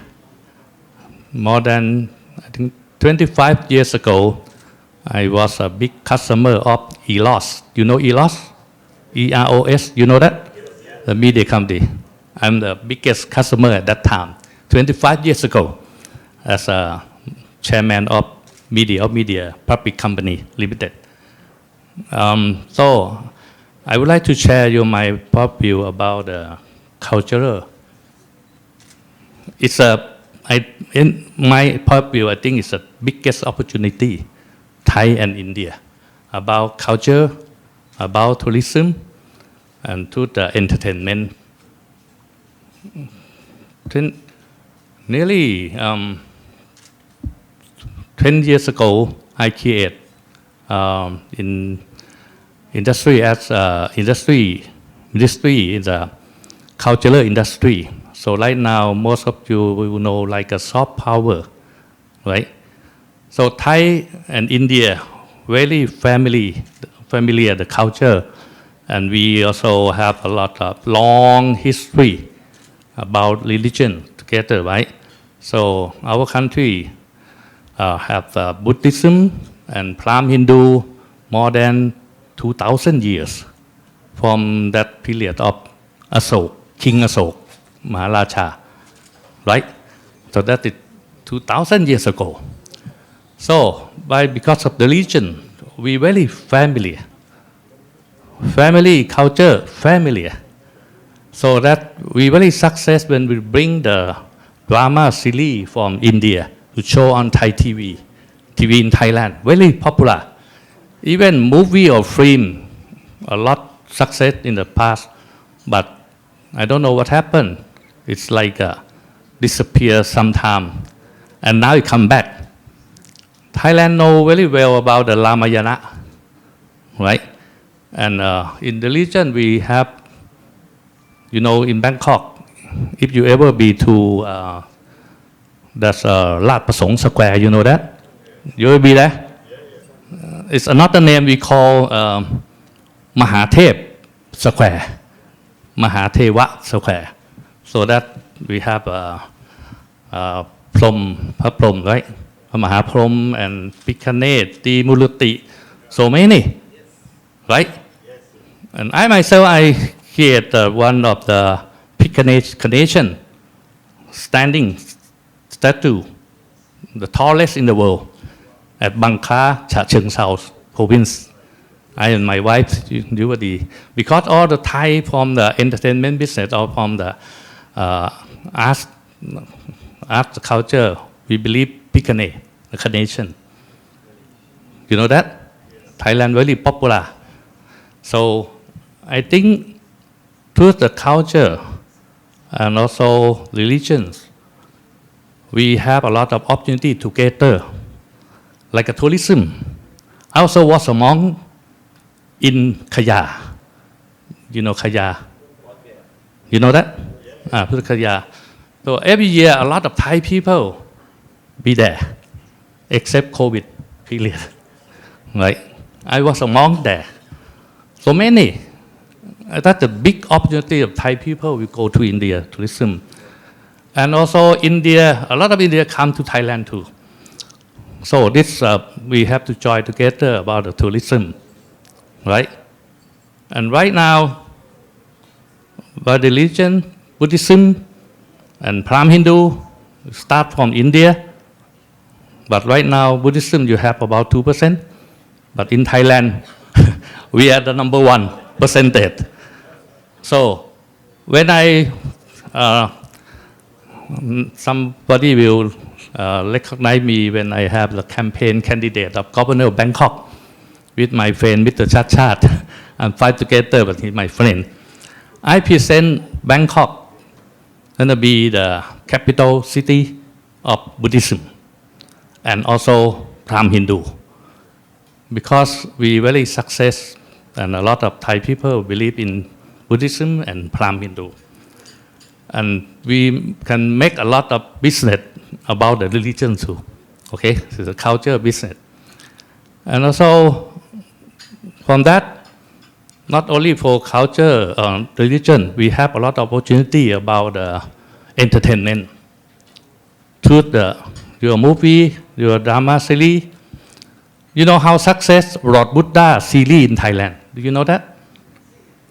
Very success. Mr. Kakan Lalik, who performed be the Lord Buddha. When he come to be a monk, last 2 months, I visit him in the Wat That Thong, Bangkok. You know what happened? When he be a monk, a lot of Thai people come to, right?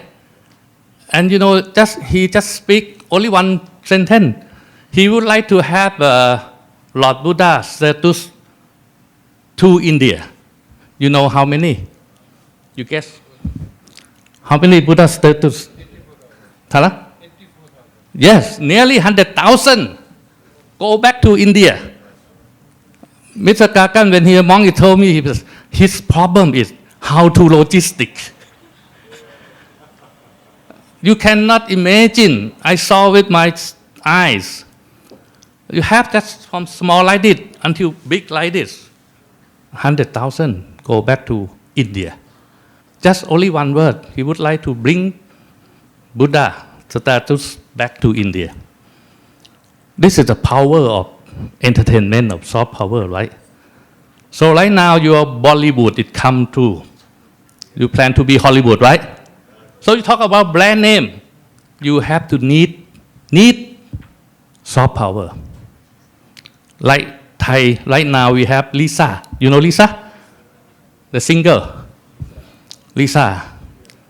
Whatever he said, boom. Whatever she said, even Bukali. You know Bukali? 2 hours, so out, everything. So this is the power of the entertainment. So it will create a lot of things. After Ramayana, after Lord Buddha, so it's a religion, right? But now you see Kankubai. You know Kankubai? You should know. What happened? Your dress, your costume, your clothing, sari, boom. Right? Famous in Bangkok, in Thailand right now because of Kankubai. Really? So, think about that. Entertainment, soft power. You make a lot of things come up. When I create this strategic about the culture industry in the Ministry of the Industry, it's involved with the informed entertainment power.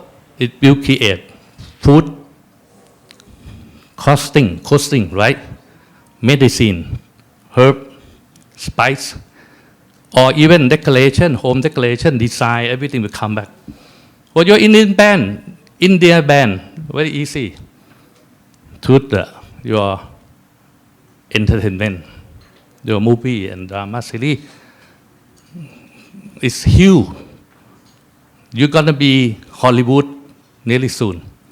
Right now, through the platform, no border. Now it's borderless for entertainment, right? Everybody can see very easy from Netflix. See? But I hope, as I'm from entertainment business, I'm the first chairman of Entertainment Industry Association in Thailand. I would like to see opportunity of join together. Thai and India invest together, make one big drama series together about both Thai and India. It's a win-win, right? A lot of Thai people go there, and a lot of India like to go Krungthep or Phuket or Thailand. Even wedding, that Saathit said, the wedding party in Bangkok. When I run the campaign candidate of Governor Bangkok, I present one thing. Mahatheva Square. And another thing, India Town. Our trading, our commerce business in Thailand, in Bangkok, it starts from Chinese people and Indian people. Is that true? It starts from Sampeng from Chinese and start from India from Paulat. Now we have Chinatown. Why not we have India Town? Next together, Little India. So that we will make a business come to. Is that okay?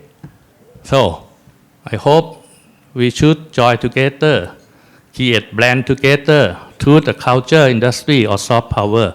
Thank you.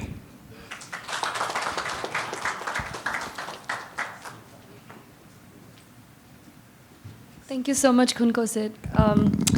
Can I please have Professor Kreng Sak on the stage, please, our chief guest for today. Thank you.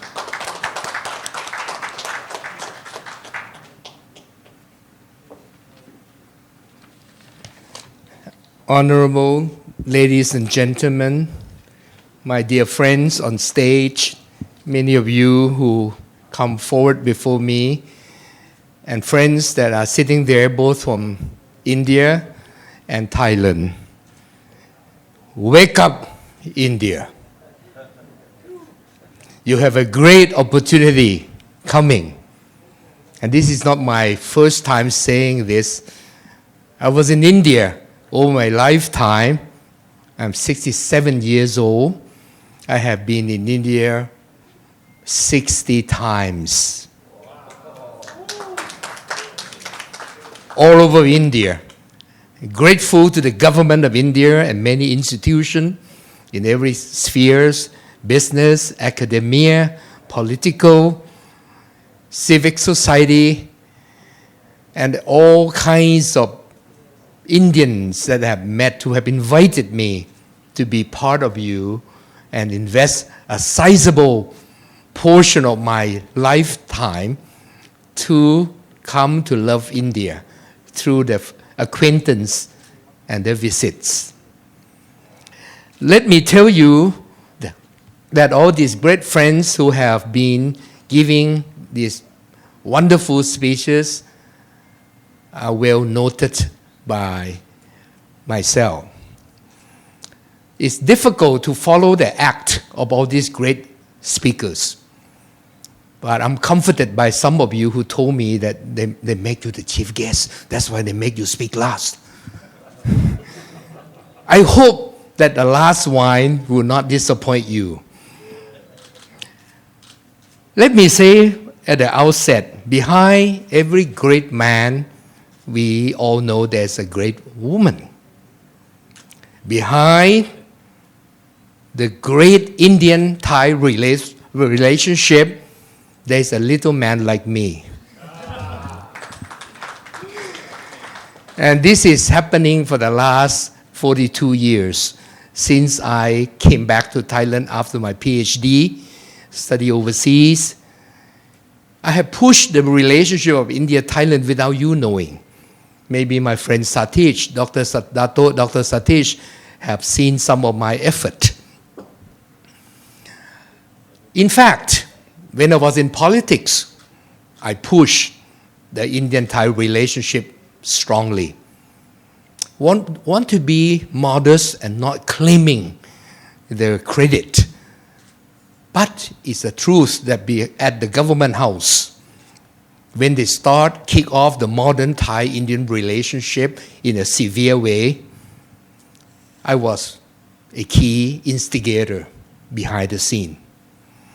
I pushed them to see the importance of India when many, sadly, to use the multiple words sadly of my friend Satish, that the Thais, my compatriots, didn't see the importance of this relationship. I pushed until one prime minister established a unit to link Thai-India officially. And we sent some of our senior leaders over to establish that link. When I was in India, one of the time when you talk about the Look East policy in your government invitation, I was daringly say something different from just the theme of the conference, which is Look East. I say, yes, when you look east and look further east, you see Thailand. But we have been looking for too long. We need to act east. And that's my word for India years ago. And today I hear some of you kindly chosen that word that gladdened my heart. We need to act, not just to look and not just to talk. And today, in your tremendous night of awards, I hope the Indian and the Thais are listening to me would be the instruments in the furtherance of the looking east and the looking west of Thailand and the thinking east and the thinking west and the acting east and the acting west. That is what I will hope to say in my address tonight. Why are we needing to act together? Because Indian is very great in my mind. I'm not going to butter you up by flattering you without substance. I know the Indian butter are very nice and smooth. But the reality behind what I'm saying is clear. My Indian friends, you are the genesis of my antiquity. Look, which civilization has such a length of civilization like you do? So long back into antiquity. And you have been instrumental in birthing many other civilizations since. It's the Sanskrit language that you and us share in common many of our words. I can even interpret your name, what it means, because Sanskrit based. You may not realize the influence of India in Thailand. My name is very Indian. If you can't pronounce my name, you are bad Indian. Because my name is Sanskrit based. And therefore, it has meaning that is very potent to keep me reminded of the powerful Indian in me because of the language that you have bestowed on some of our Thai language root. The old civilization Indian is great. Yes, I do believe. I have seen it myself. The size of India is great. I have seen all over India, from the north to the south, to the west, to the east, to everywhere in India. The massive India, huge in size of population. You will be number one in the world soon, overtaken China next year if you continue to propagate and produce offspring like you do.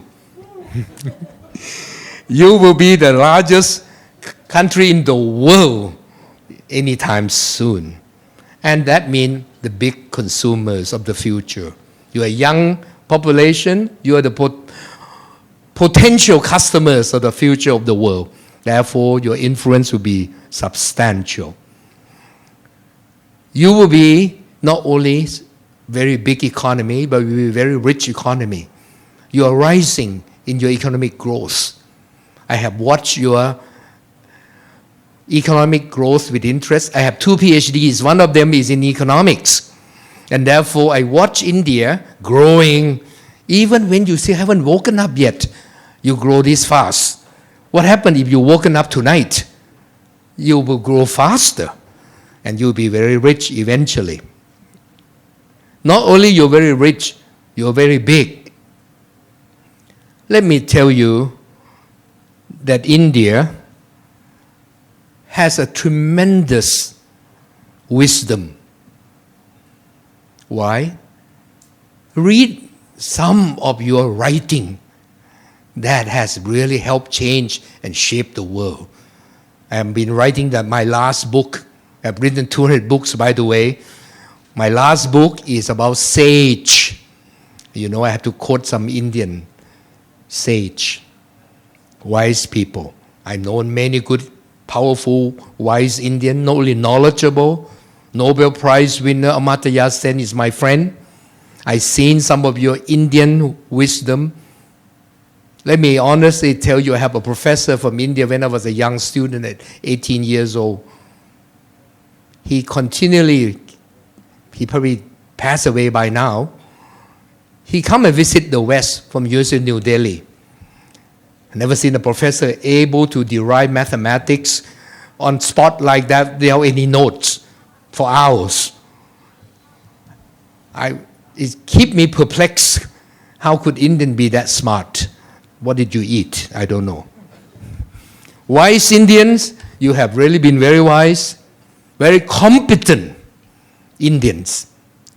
Look at how many CEOs in the entire Western companies that have given in to Indian leadership and allowed the CEOs to be of Indian extract.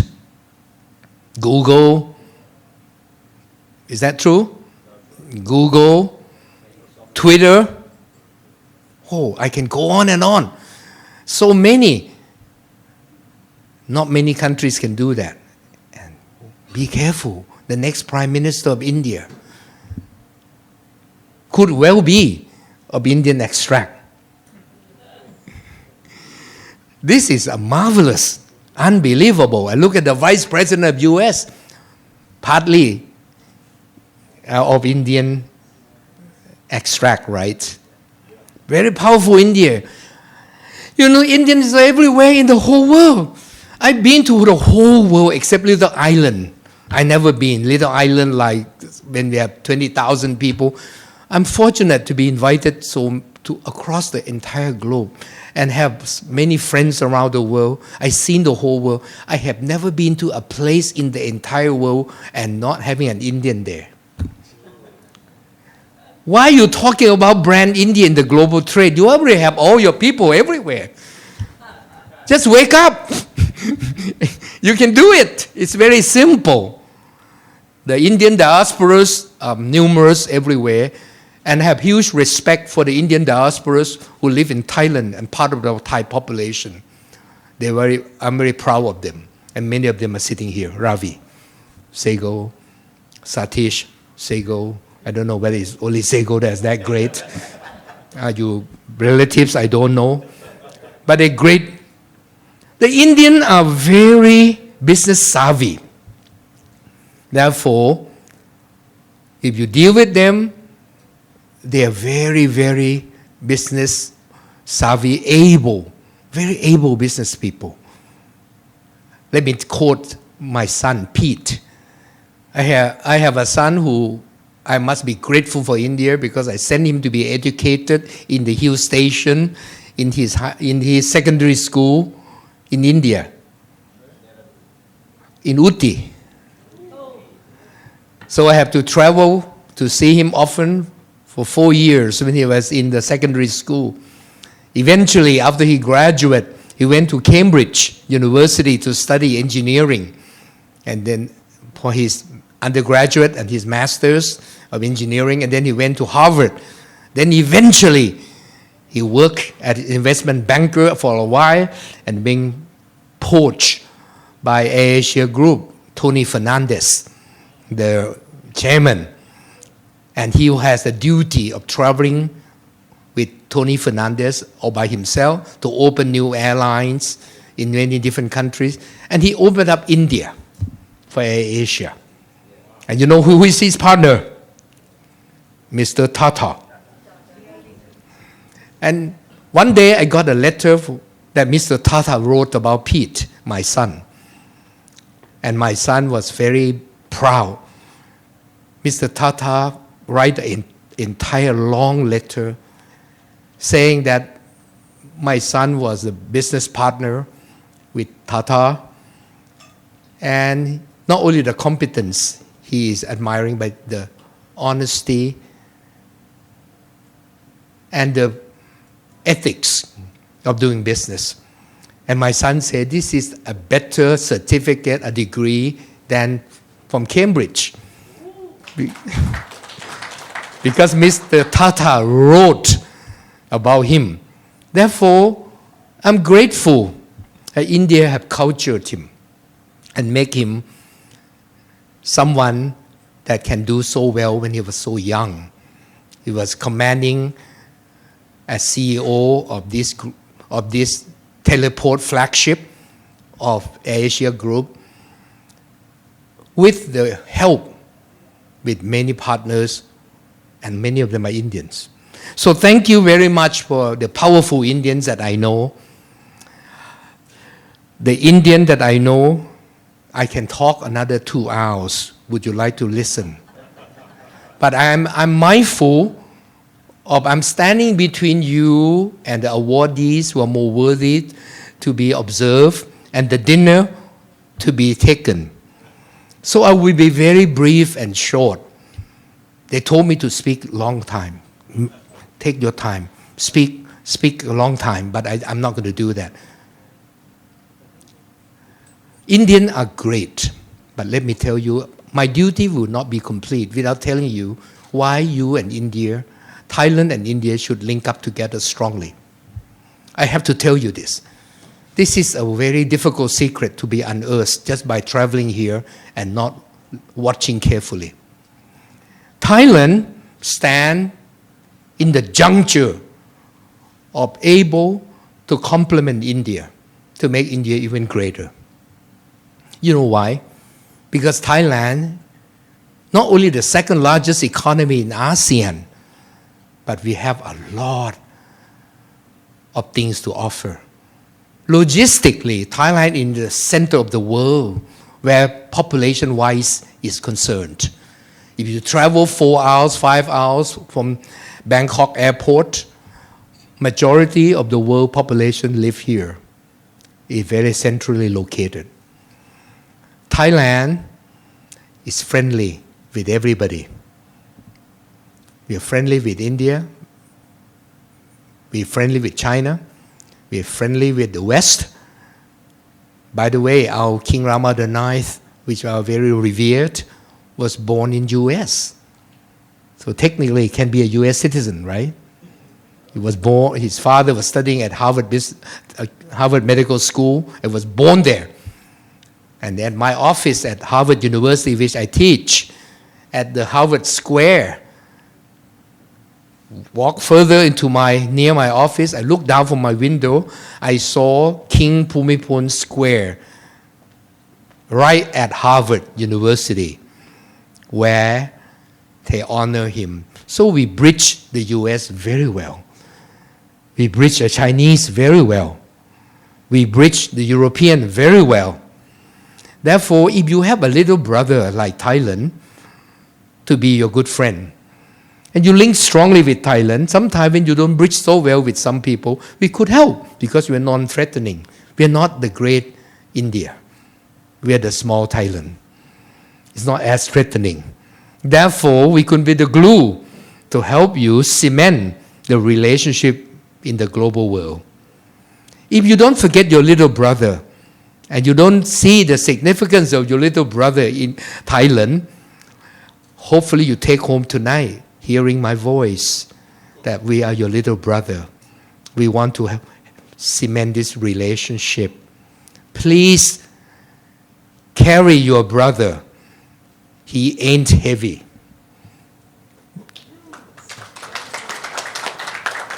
Let me tell you this in my final few words that I would like to really underscore. Apart from being a linkage for India to the world that you have neglected badly, I hope after tonight, Prime Minister Modi would listen to some of you and take charge in linking Thailand. I have organized a very important event every year called International Conference on Nation Building. We rotate into many different countries as well. One day, I invite Mr. Modi, out of respect for him, the tremendous Modi from Gujarat, which people told me since he was not a prime minister, how capable and honest a man he is. So I honestly wanted him to come to Thailand to grace our event along with our prime ministers and many presidents and prime ministers of the world. But Modi didn't come. I was so upset, but I dare not tell him. I want you to carry words that next time when Professor Grengsak invite him, he must come. Because while we are his little brother, we could be of help.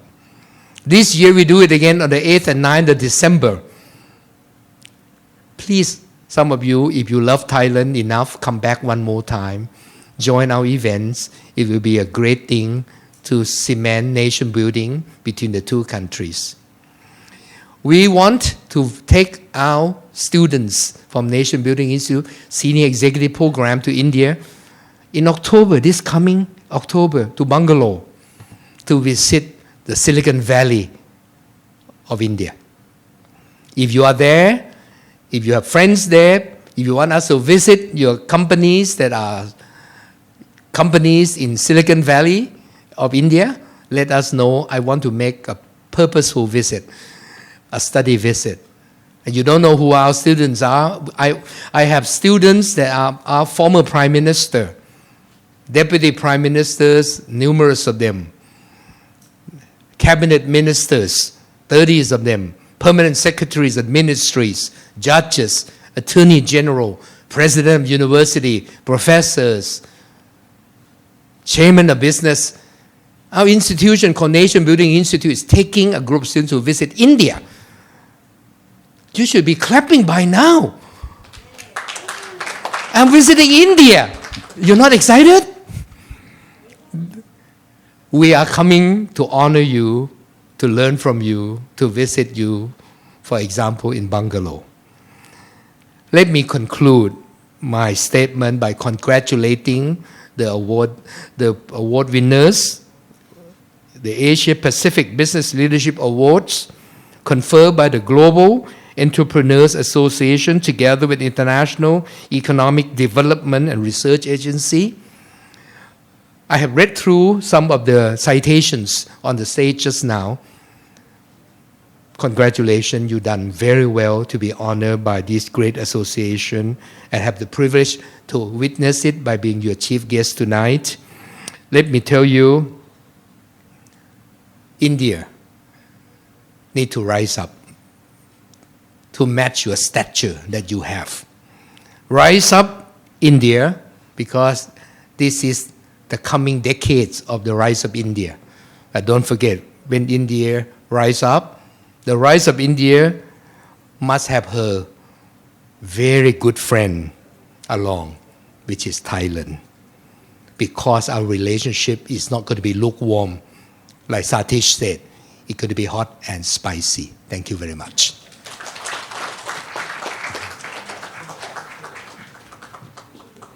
Thank you so much, Chief Guest. I'd like to invite K. Vijay Singh, the Secretary General, to give a memento to our Chief Guest, please. Okay, so the first person that we're going to give the award to is Mr. Praveen Varrier, the Seed Architect of Kerala, Leadership in Agriculture Technology. So Mr. Praveen Varrier is an industry veteran, has served for more than 20 years in the domain of spices supply chain with both the government of Kerala and various multinational corporates. He possesses vast knowledge in the spices supply chain, especially in backward linkage farm projects of tropical and seed spices.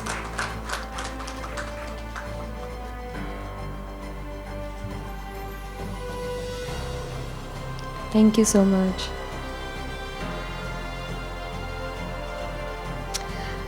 I'd like to invite Dr. Satya Ramani, the chairperson and managing director of Murli Krishna Pharma, the fastest growing pharma company. Ms. Satya, aged 56 years, as the chairperson and managing director of Murli Krishna Pharma Private Limited.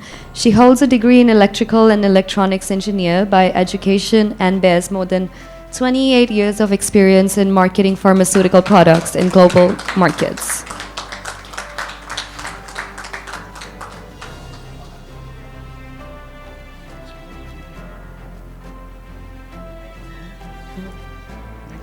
Okay. Next, I'd like to call Ashok Nayak and Vishal Jadhav, HTL Aircon Limited Mumbai, leadership in HVAC project management. HTL Aircon is a pan-India-based company offering heat, ventilation, and air conditioning, and mechanical, electrical, and plumbing services serving numerous commercial and residential projects pan-India. Next, I'd like to call Darsh Jadavji Harsura of Harsan Ventures Ahmedabad. Fastest growing company, Harsans already has its wings spread for success since 30 plus years in this industry. World's leading supplier of automotive components, Harsan specializes in manufacturing anything and everything.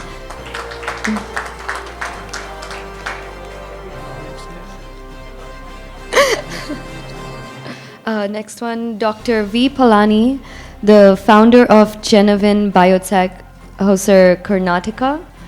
Visionary leadership in biotech. Genevan Biotech is an ISO 9001 to 2015 certified business aims to build a more robust ecosystem to produce more innovative goods quickly. The company was incepted in Hosur, Tamil Nadu, and is recognized by the department.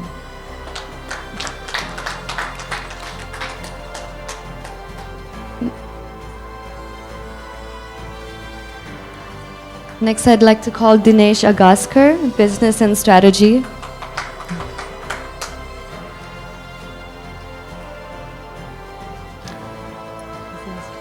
SE Asia Regional Head, Nimera Technology Co. Limited, Bangkok. Leadership in Global IT Solutions. Entrepreneurial Director with proven ability to enhance the operational ability. Customer experience to management skills for ultimate business growth. It's also the IIMK alumni and MBA from NUS Singapore.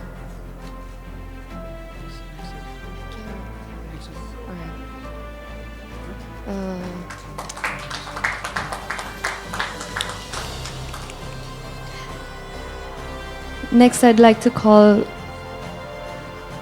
Naveed Ahmed, the Managing Director of Enterseas Pte Limited, Singapore.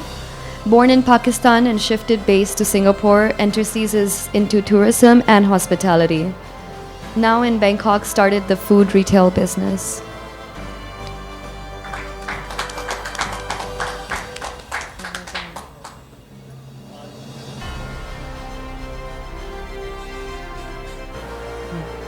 Next, I'd like to call Princess Isabelle Laforgue.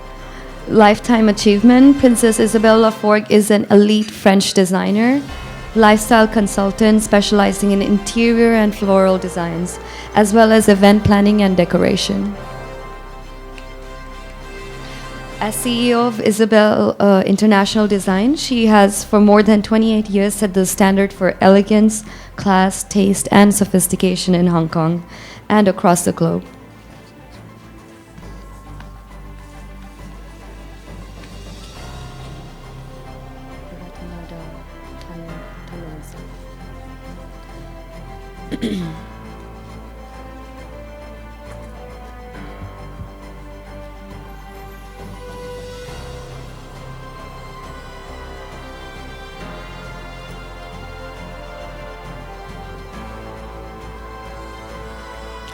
Next, I'd like to call Ratanada Thanomsak, the Managing Director of Stay Safe and Well Co. Limited, Thailand.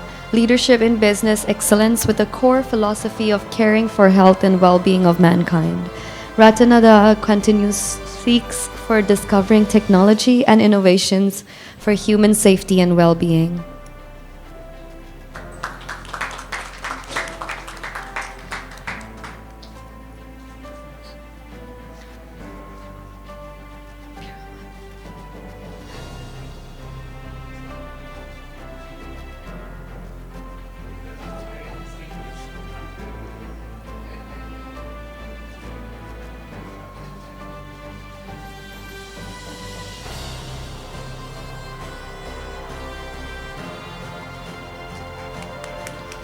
Next, I'd like to call Piraman Paseamat, CEO of G Grand Production Co. Limited, Bangkok. Leadership in business excellence.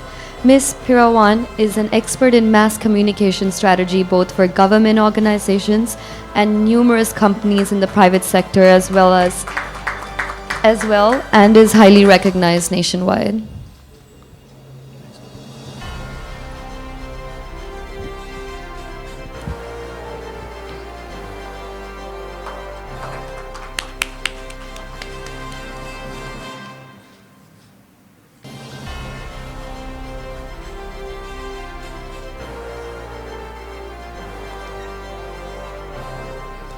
Yeah, last but not least, I'd like to call Dr. Sanjay Gekwada,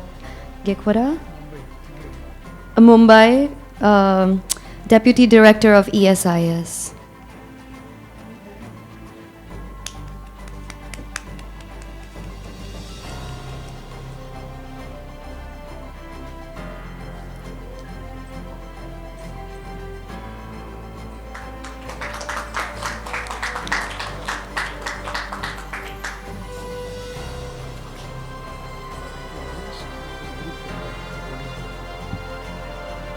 Thank you so much.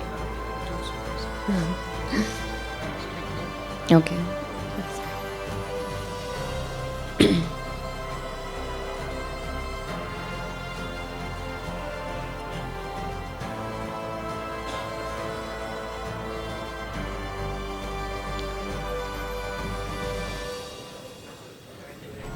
Thank you everyone so much.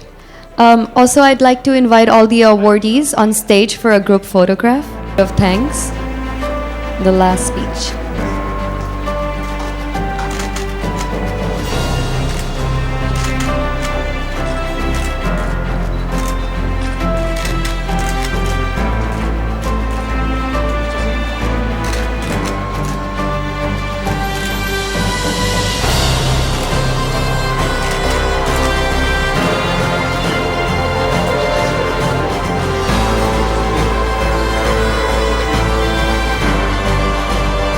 Ladies and gentlemen, on behalf of IDRA Global and Global Entrepreneurs Association, I would like to thank all the dignitaries on the dais who have taken time out to be here with us and grace this seminar and award ceremony. We are indeed enlightened by your views. We would like to specifically thank Ravi Sehgal, President of the Indo-Thai Chamber of Commerce, for his immense help who made this event successful. Really, thank you so much, Ravi. The most important part of this event are you, the awardees, who have come from different parts of India, Singapore, Thailand, to be honored in their respective fields of work. You have worked so hard to be here, and you make India proud and you make your countries proud. We are lucky to have you people on this 75th anniversary of our independence and a Thai friendship. So it's a great honor to have you people here for these awards. Once again, thank you all for coming.